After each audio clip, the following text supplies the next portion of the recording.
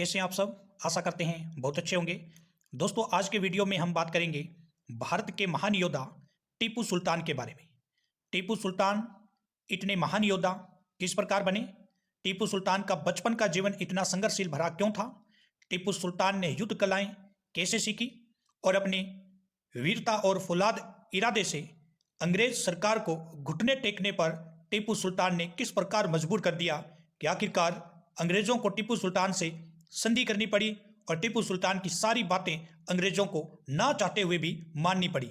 दोस्तों टीपू सुल्तान भारत के ही महान योद्धा नहीं है, विश्व में भी इन्होंने अपनी एक छाप छोड़ी है।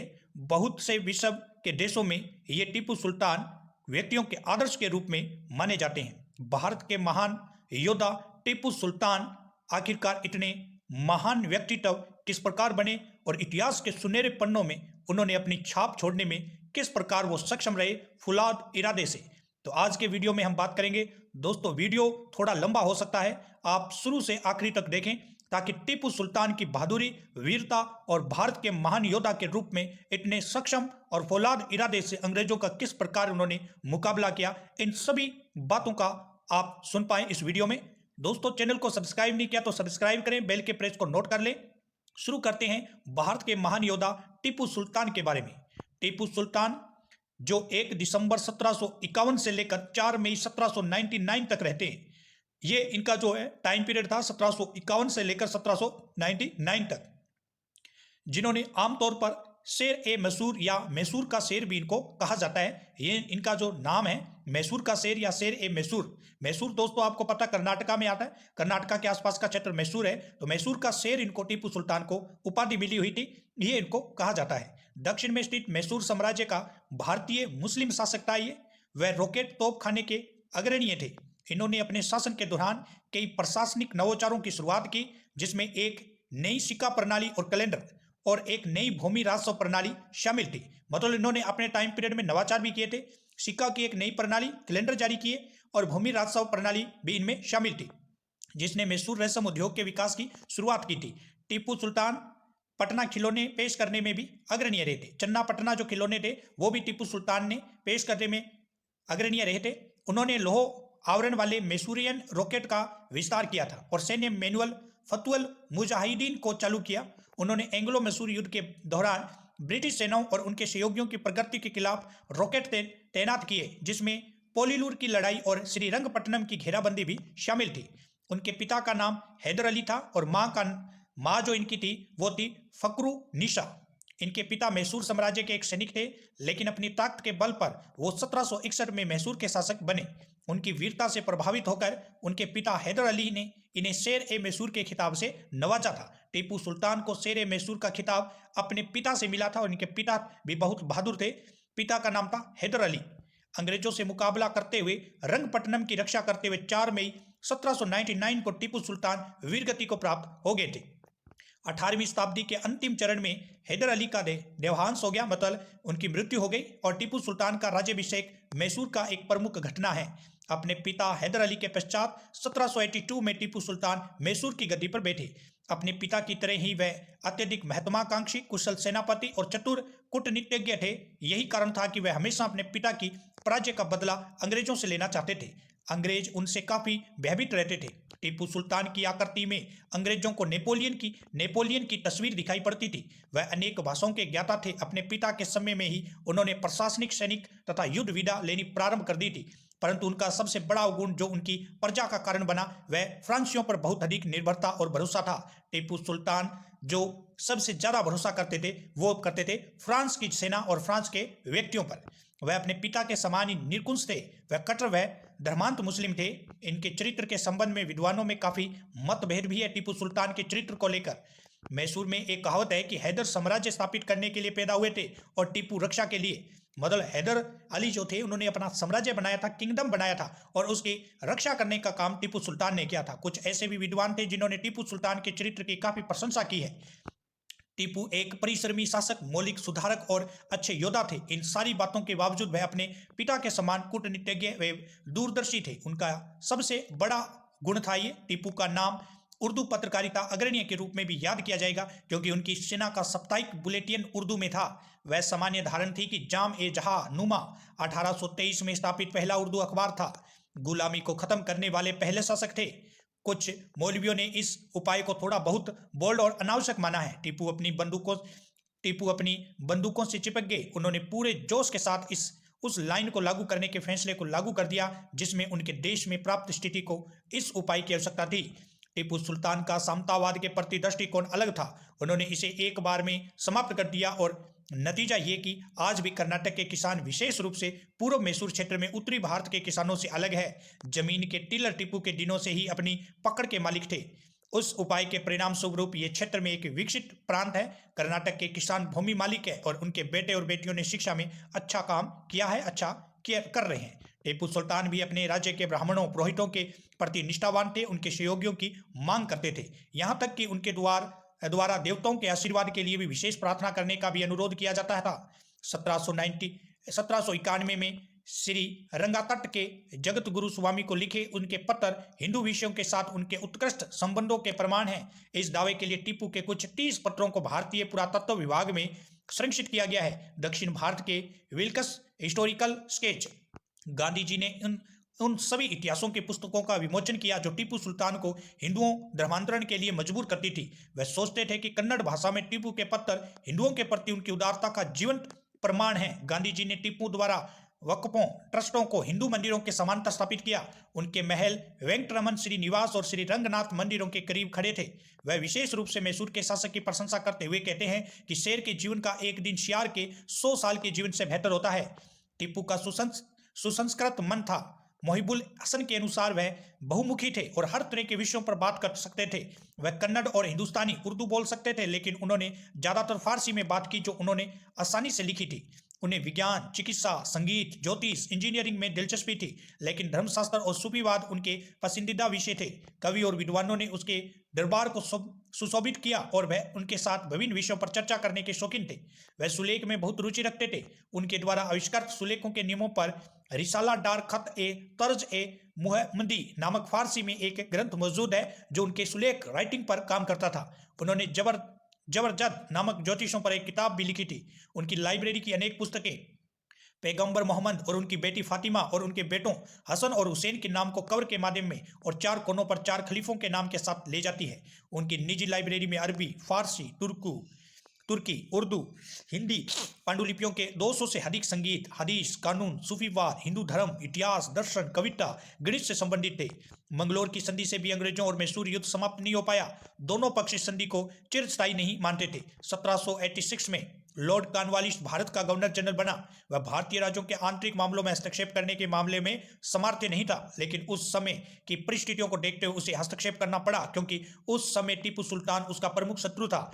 इसलिए अंग्रेजों ने अपनी स्थिति को मजबूत करने के लिए निजाम के साथ संधि कर ली और इस पर टीपू ने भी फ्रांसीसियों से मित्रता के लिए हाथ बढ़ाया ताकि दक्षिण में अपना वर्चस्व स्थापित करे। कॉर्नवालिस जानता था कि टीपू के साथ उसका युद्ध अनिवार्य है, इसलिए वह महान शक्तियों के साथ मित्रता स्थापित करना चाहता था। उसने निजाम और मराठों के साथ संधि कर एक संयुक्त मोर्चा कायम किया और इसके बाद उसने टीपू के खिलाफ युद्ध की घोषणा कर दी। इस तरह तृतीय मैसूर युद्ध प्रारंभ हुआ। यह युद्ध 2 वर्षों तक चलता रहा। प्रारंभ में अंग्रेज असफल रहे, लेकिन अंत में उनकी विजय हुई। मार्च 1792 ईस्वी में श्री रंगपट्टनम की संधि के साथ युद्ध समाप्त हुआ। टीपू ने अपने राज्य का आधा हिस्सा और 30 लाख पाउंड संयुक्त मोर्चे को दंड स्वरूप दिए और इसका सबसे बड़ा हिस्सा कृष्णता नदी के बीच का प्रदेश निजाम को मिल गया। कृष्णा जो नदी थी उसके बीच का प्रदेश निजाम को दिया गया। कुछ हिस्सा मराठों को भी प्राप्त हुआ, जिससे उसकी राज्य की सीमा तुंगभद्रा तक बढ़ाई गई। शेष हिस्सों पर अंग्रेजों का अधिकार रहा। टीपू सुल्तान ने जायतन के रूप में अपने 2 पुंगों को भी कॉर्नवालिस को सुपुर्द किए। जो 2 पुत्र थे उनको भी कॉर्नवालिस को सुपुर्द किए। इस राज्य से टीपू सुल्तान को भारी क्षति उठानी पड़ी। उनका राज्य कंपनी राज्यों से घिर गया तथा समुद्र से उनका संपर्क टूट गया। आलोचकों का कहना है कि कॉर्नवालिस ने इस संधि को करने में जल्दबाजी की और टीपू का पूर्ण विनाश नहीं करने के भारी भूल की। अगर वह टीपू की शक्ति को कुचल देता तो भविष्य में चतुर्थ मैसूर युद्ध नहीं होता, लेकिन वास्तव में कॉर्नवालिस ने ऐसा नहीं करके अपनी दूरदर्शिता का परिचय दिया था। उस समय अंग्रेजी सेना में बीमारी फैली हुई थी और यूरोप में इंग्लैंड और फ्रांस के बीच युद्ध की संभावना थी। ऐसी स्थिति में टीपू फ्रांसीसियों की सहायता ले सकते थे। अगर संपूर्ण राज्य को अंग्रेज ब्रिटिश राज्य में मिला लेते तो मराठे और निजाम भी उससे जलने लगते। इसलिए कॉर्नवालिस का उद्देश्य यह था कि टीपू की शक्ति समाप्त हो जाए और साथ ही साथ कंपनी के मित्र भी शक्तिशाली ना बन सके, इसलिए उन्होंने बिना अपने मित्रों को शक्तिशाली बनाए टीपू की शक्ति को कुचलने का प्रयास किया। टीपू सुल्तान रंगपट्टनम की अपमानजनक संधि से काफी दुखी थे और अपनी बदनामी के कारण वे अंग्रेजों को पराजित कर दूर करना चाहते थे। प्रकृति ने ऐसा मौका भी दिया, लेकिन भाग्य ने टीपू का साथ नहीं दिया। जिस समय इंग्लैंड और फ्रांस में युद्ध चल रहा था, इस अंतर्राष्ट्रीय विकट परिस्थिति से लाभ उठाने के लिए टीपू ने विभिन्न देशों में अपना राजदूत भेजे। फ्रांसीसियों को उसने अपने राज्य में विभिन्न तरह की सुविधा प्रदान कर अपने सैनिक संगठन में उन्होंने फ्रांसीसी अफसर नियुक्त किए और कुछ फ्रांसीसियों ने अप्रैल 1798 में अंग्रेजों के विरुद्ध टीपू की सहायता की। अंग्रेज और टीपू के बीच संघर्ष आवश्यक हो गया। इसी समय लॉर्ड वेलिस्ली बंगाल का गवर्नर जनरल नियुक्त किया गया। उन्होंने टीपू की शक्ति को कुचलने का निश्चय किया और टीपू के विरुद्ध उसने निजाम और मराठों के साथ गठबंधन करने की चेष्टा की। निजाम को मिलाने में वह सफल हुए, लेकिन मराठों ने कोई स्पष्ट उत्तर नहीं दिया। 1798 में निजाम के साथ वेलिस्ली ने सहायक संधि की और यह घोषणा कर दी कि जीते हुए प्रदेशों में कुछ हिस्सा मराठों को दिया जाएगा। पूर्ण तैयारी के साथ वेलिस्ली ने मैसूर पर आक्रमण कर दिया। इस तरह मैसूर का चौथा युद्ध प्रारंभ हुआ और टीपू सुल्तान वीरता के साथ आखिरी तक युद्ध करते करते मृत्यु को समाप्त हुए।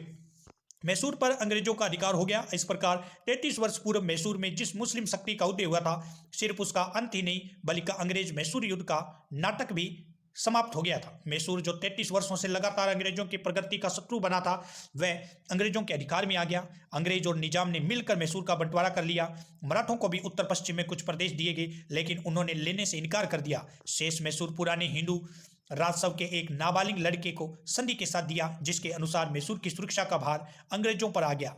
वहां ब्रिटिश सेना तैनात किया गया। सेना का खर्चा मैसूर के राजा ने देना स्वीकार किया। इस नीति से अंग्रेजों को काफी लाभ पहुंचा और मैसूर राज्य बिल्कुल छोटा पड़ गया और दुश्मन का अंत हो गया। ब्रिटिश कंपनी की शक्ति में काफी वृद्धि हुई। मैसूर चारों ओर से ब्रिटिश राज्य से घिर गया। इसका फायदा उन्होंने भविष्य में उठाया, जिससे ब्रिटिश शक्ति के विकास में काफी सहायता मिली। एक दिन उसने संपूर्ण हिंदुस्तान पर अपना आधिपत्य कायम कर लिया। टीपू सुल्तान की धार्मिक नीतियां।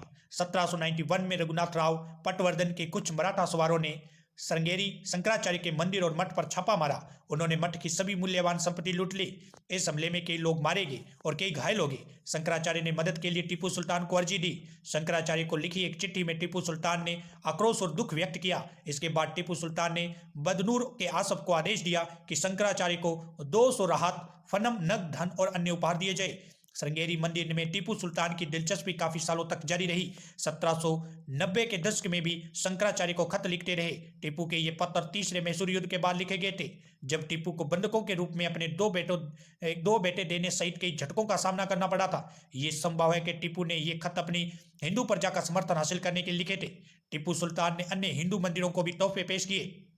मेलकोट के मंदिर में सोने और चांदी के बर्तन थे, जिनके शिलालेख बताते हैं कि ये टीपू ने भेंट किए थे। ये कलाले के लक्ष्मीकांत मंदिर को 4 रजत कप भेंट स्वरूप दिए थे। 1782 और 1799 के बीच टीपू सुल्तान ने अपनी जागीर के मंदिरों को 34 दान के सनद जारी किए। इसमें कई चांदी और सोने की थाली के तोहफे पेश किए थे।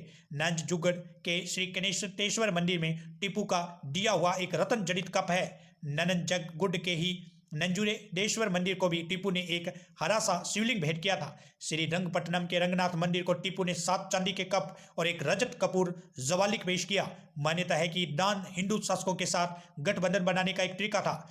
4 मई 1799 को 48 वर्ष की आयु में कर्नाटक के श्री रंगपट्टनम में टीपू सुल्तान की बहुत दुर्दशा से अंग्रेजों द्वारा हत्या कर दी गई। हत्या के बाद उनकी तलवार अंग्रेज अपने साथ ब्रिटेन ले गए। टीपू की मृत्यु के बाद सारा राज्य अंग्रेजों के हाथ आ गया। तो दोस्तों, ये था भारत के महान योद्धा टीपू सुल्तान की जीवनी, उनका इतिहास। इतिहास के सुनहरे पन्नों में टीपू सुल्तान ने अपनी छवि इस प्रकार छोड़ी है कि आने वाले हर वर्ष, हर दिन और सदियों तक टीपू सुल्तान को इतिहास के सुनहरे पन्नों में बहुत गर्व के साथ याद किया जाएगा, क्योंकि मैसूर के क्षेत्र को अंग्रेजों से मुक्त कराने के लिए लगातार टीपू सुल्तान अपने फौलाद इरादे से अंग्रेजों को घुटने टेकने पर मजबूर करते रहे। लेकिन अंत में अंग्रेजों ने चाल चलने के बाद दूसरे राजाओं को अपने साथ मिलाने के साथ टीपू सुल्तान 1799 ईस्वी को टीपू सुल्तान की हत्या कर दी जाती है, जिसके साथ ही मैसूर जो युद्ध चल रहे थे वो समाप्त हो जाते हैं और मैसूर जो है अंग्रेजों के कब्जे में आ जाते हैं। लेकिन उस समय जब ब्रिटिश काल काफी हावी था, ब्रिटिश सेना काफी हावी थी, लोग साइक संधियां कर रहे थे, उस टाइम टीपू सुल्तान ने अपने नेक इरादे और फौलाद जोश के साथ अंग्रेजों को घुटने टेकने पर मजबूर कर दिया था। ऐसे थे महान योद्धा टीपू सुल्तान, जिन्होंने अपने देश के लिए और साथ ही विश्व में भी एक झलक छोड़ दी है। बहुत सारे व्यक्तियों के आदर्श के रूप में जाने जाते हैं टीपू सुल्तान। तो ये दोस्तों आज के वीडियो में हमने आपके सामने रखा है। वीडियो को शेयर करें और दोस्तों चैनल सब्सक्राइब नहीं किया तो सब्सक्राइब करें, बेल के प्रेस को नोट कर लें। फिर मिलते हैं दोस्तों, आप सभी का अच्छा सहयोग मिल रहा है और इसी प्रकार का सहयोग इस यूट्यूब परिवार को करते रहें। सदा हम आपके आभारी रहेंगे और प्रतिदिन आपके लिए कुछ ना कुछ नया लाते रहेंगे। थैंक यू दोस्तों, फिर मिलते हैं न्यू वीडियो के साथ।